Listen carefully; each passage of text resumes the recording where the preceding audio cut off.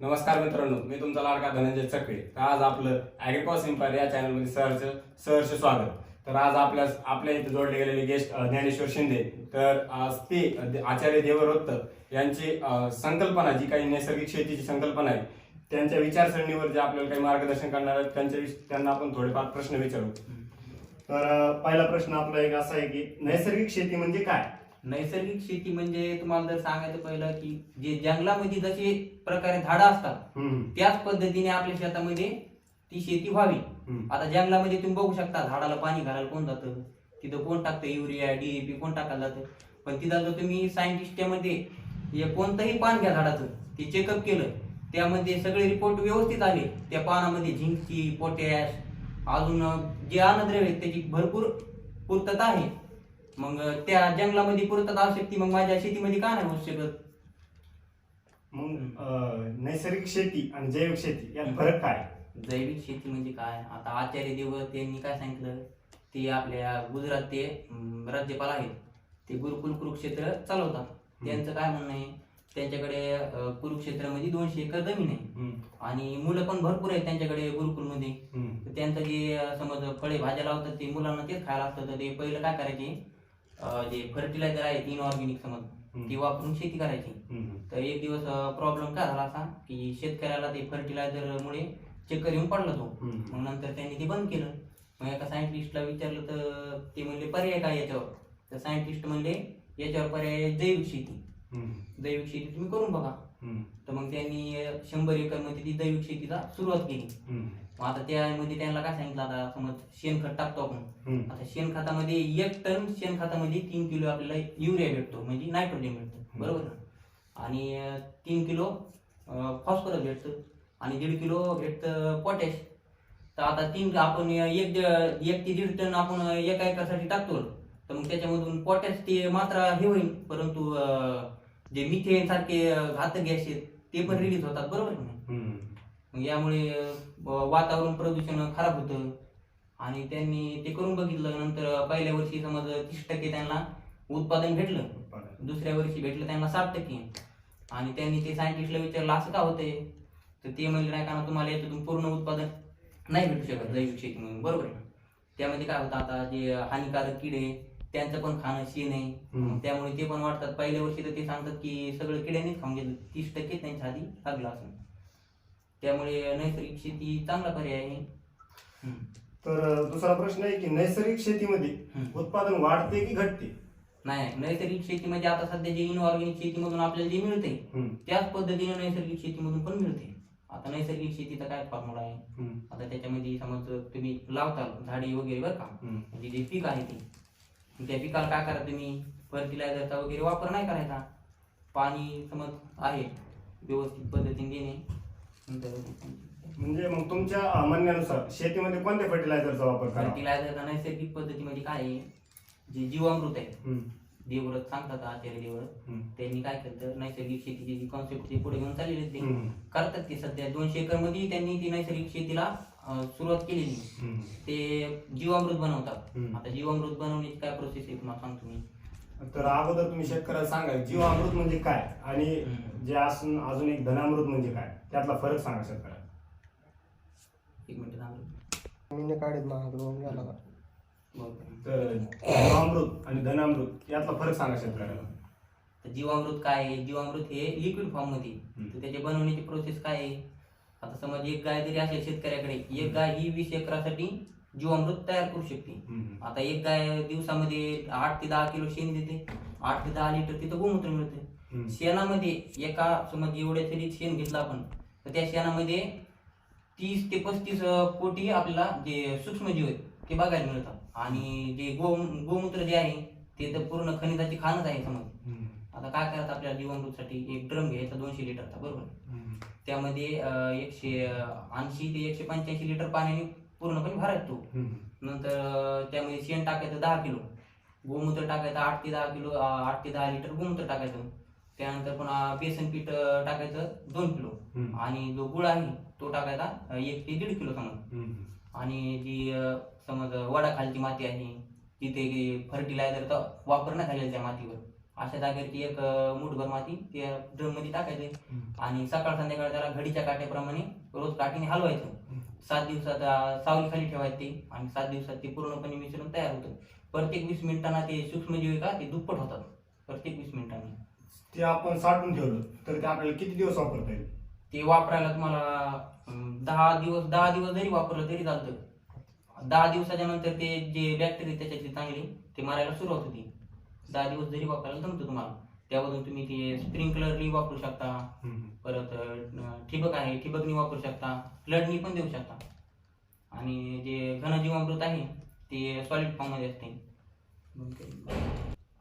तर घनजीवामृत कसं तयार करायचं, ते कसं वापरायचं? बरोबर तुमचा प्रश्न. नैसर्गिक शेतीसाठी वरदान ठरलेलं जीवामृत आणि घनजीवामृत हे चांगला पर्याय. घनजीवामृत तयार करण्यासाठी काय करायचं? 1 एकरसाठी 100 किलो शेण घ्यायचं गाईचं. ते 5 ते 6 दिवस सावलीमध्ये ठेवायचं. त्यानंतर थोडंसं कुजतं ते. कुजल्यानंतर काय करायचं? त्याच्यामध्ये बेसन पीठ आणि थोडासा गुळ मिक्स करायचा आणि त्याचा एक बेड बनवून घ्यायचा. आयताकारचा बेड बनवायचा. बेड बनवण्याच्या नंतर काय करायचं? काठी घ्यायची. काठीने त्याच्यामध्ये झिगझॅग पद्धतीने छिद्र करायचे आणि जे जीवामृत मी सांगितलं ते जीवामृत थोडंसं तयार करून त्या झिगझॅग पद्धतीने ते छिद्र केले का त्यामध्ये थोडं थोडं टाकायचं आणि नंतर पुन्हा दुसऱ्या दिवशी खोऱ्याने किंवा फावड्याने समज ते उलट पुलट करायचं त्याला. बरोबर ना? मग असं 4-5 दिवस करायचं आणि नंतर मग त्या नंतर पूर्णपणे जर कुजलं ते तर मग ते जसं DAP काम करतं, समज पेरल्यानंतर आपण टाकतो, पेराच्या आधी टाकतो पेरणी वेळी, तर त्या पद्धतीने ते काम करतं ते घनजीवामृत आणि ते 6 महिन्यापर्यंत तुम्ही वापरू शकता. जे शेतकरी आहेत आता जे सध्या जे चालू आहेत आपले नऊ तरुण म्हणताय, जे शेतकरी आहेत त्यांचं एकच म्हणणं आहे की जेवढं कमी वेळ आहे तेवढ्या कमी वेळात जे आपलं जास्त उत्पादन करता येईल. बरोबर आहे तुमचं म्हणणं आहे की ते जास्त फर्टिलायझर टाकून जे पिकं काढायला तर ते जे शेतकऱ्यावर किंवा ज्या लहान मुलावर जो परिणाम व्हायला आहे किंवा जे बायो फर्टिलायझर युक्त आहे जे त्यांचे तयार झालेले जे पदार्थ आहेत त्यांच्यापासून जे बरोबर आहे तुमचं ते निसर्गाचा यामुळे पूर्णपणे ऱ्हास झालेला आहे माहिती का? तर मग त्याच्यावर काही पर्याय आहे का? निसर्गावर जे ऱ्हास झालाय त्यावर पर्याय एकच आहे, नैसर्गिक शेती. आता काय करायला लागले शेतकरी? जास्तीत जास्त उत्पन्न घ्यायसाठी एकरी युरियाचे बॅग 5, DAP 2-3 नुसतं खताने पूर्णपणे शेती ते भरून टाकली त्यांनी. थर झालेले खाली जमिनीच्या 6 ते 7 फुटावर. ते पहिलं काय व्हायचं? गांडूळ होते ते काय करायचे? खाली जाऊन ढवाळून खाली जाऊन पुन्हा आडवं शिरून पुन्हा वर यायचे आणि त्यामुळे काय होतं? आता सध्या तुम्ही बघू शकता 2025 मध्ये पंजाबमध्ये जी अतिवृष्टी झाली होती, पूर्णपणे बाढ आली होती. त्या बाढ येण्याचं एकच कारण आहे पूर येण्याचं. ते काय व्हावं लागलं? जमिनीमध्ये पाणी मुराना ते आणि ते पाणी असंच निघून चाललं ते जमिनीमध्ये पूर्णपणे पाणीच मुराना.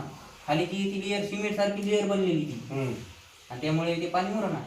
आणि जो सूर्याचा पूर्णपणे ताण जो आहे तो पाणी उष्णतेसाठी सूर्याला पण भेटाना तो. तुमचं म्हणणं बरोबर आहे अगदी की शेतीमालातून आपलं उत्पन्न मिळतं, पण ते शेतकरी जे की फक्त पिकवतात ते विकवण्याचं त्यांना नॉलेज नाही असं म्हणता येईल समजा. तर त्यावर काय पर्याय आपल्याला? आताच्या काळात काय झालंय? शेतकऱ्याकडे विकण्याची म्हणजे मानसिकताच राहिलेली नाही. ते काय करता? आता मी आमच्याच गावात बघितलं, शेतकरी काय करता? कंपनी करून ते गोठाचा कांदा म्हणून लावायला घ्यायचा.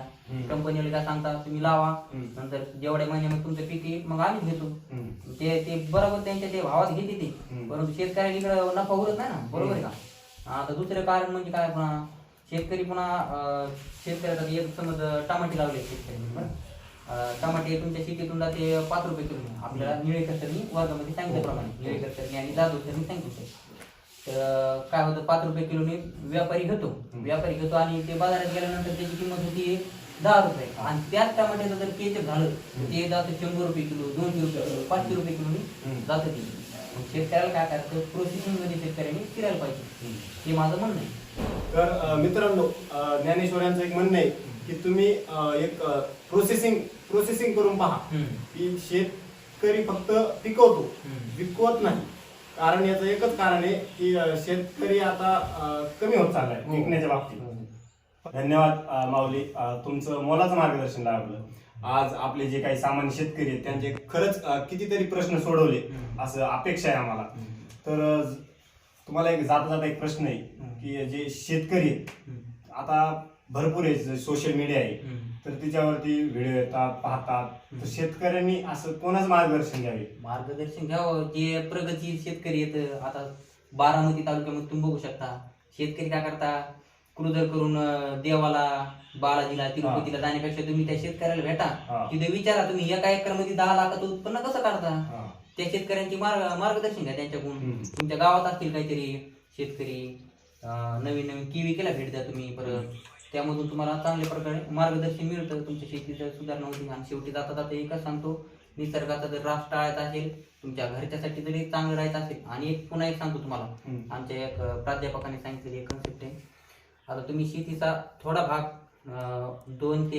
20 ते 25% जो भाग आहे तो तुमच्या घरच्यासाठी करा. म्हणजे कसं तुम्हाला नैसर्गिक तुमच्या घरच्यासाठी खायला ते, म्हणजे काय, आता समज तुमच्याकडे 20 एकर शेती आहे, त्यामधील 2 एकर शेतीमध्ये काय करा तुम्ही, एकदम नैसर्गिक पद्धतीने पीक आहे ते पिकवा, बरोबर आहे ना. आणि तेच मग त्याच्यामध्ये तेल बिया काढा तुम्ही, नंतर फळे भाज्या वगैरे सगळं, पुन्हा मोठ्याचे झाडं जे तुमच्या घरी, समज आंब्याचं झाड, चिंचेचं झाड, पेरूचं झाड, असे झाडं तुम्ही लावा. आणि जाता जाता एवढं सांगतो की नैसर्गिक शेती करा. धन्यवाद. नैसर्गिक शेती, तर आपले जे काही आचार्य देवव्रत आहे त्यांच्या एका विचारसरणीवर माऊली शिंदे यांनी मार्गदर्शन केलं की नैसर्गिक शेती करा, फर्टिलायझरचा वापर कमी करा, निसर्गाचा ऱ्हास टाळायचा असेल तर नैसर्गिक शेती पर्याय करा. एकच तुम्हाला नैसर्गिक शेती. ठीक आहे, धन्यवाद. भेटूया पुढच्या नवीन पॉडकास्टमध्ये. व्हिडिओ आवडल्यास लाईक करा, शेअर करा आणि अशाच नवनवीन व्हिडिओ पाहण्यासाठी आमच्या चॅनलला ॲग्रिकॉस एम्पायर या चॅनलला सबस्क्राईब करा.